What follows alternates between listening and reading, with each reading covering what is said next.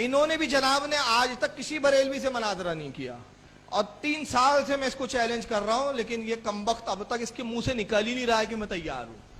اب کب نکلے گا پتہ نہیں۔ یہ تھوڑی وضاحت کے ساتھ بات کر رہے، آئیے ذرا ان کی بھی سن لیں۔ فرق اتنا ہے، دلیل کیا ہے؟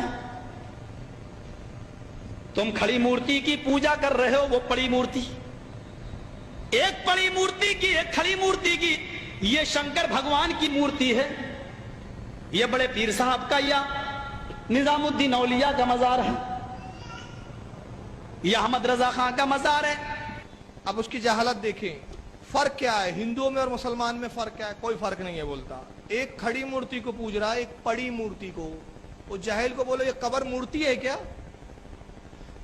تو اگر یہ قبر مورتی ہے تو اس کے باپ دادا مرے تو سب مورتی بن گئی ہے سب۔ تو یہ کیا اپنے باپ دادوں کی قبر نہیں بناتے کیا کہ وہ پارسیوں کی طرح مجوسیوں کی طرح مکھن لگا کے چیل اور کووں کو دے دیتے ہیں؟ بات سمجھیے آپ، یہ پڑی مورتی ہے، کھڑی مورتی ہے۔ یہ شنکر بھگوان کی مورتی ہے، یہ نظام الدین کا مزار ہے۔ بتائیے شنکر بھگوان اور نظام الدین میں فرق ہے یا نہیں؟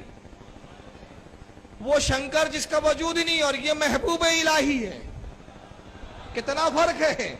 کہاں ایک اللہ کا محبوب اور ایک کہاں جس کا وجود ہی نہیں، مگر کہہ رہا ہے کہ نہیں یہ کھڑی مورتی ہے، یہ پڑی مورتی ہے۔ جاہل کو بتائے کہ یہ ثابت کر دے اگر یہ واقعی اپنے ابا کی اوریجنل اولاد ہے،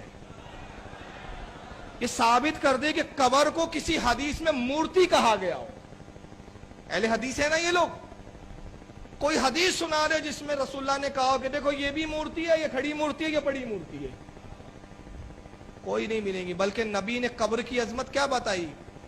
قبر مورتی نہیں ہوتی، من زارا قبری وجبت لہو شفاعتی، جس نے میری قبر کی زیارت کی اس پر میری شفاعت واجب ہو گئی۔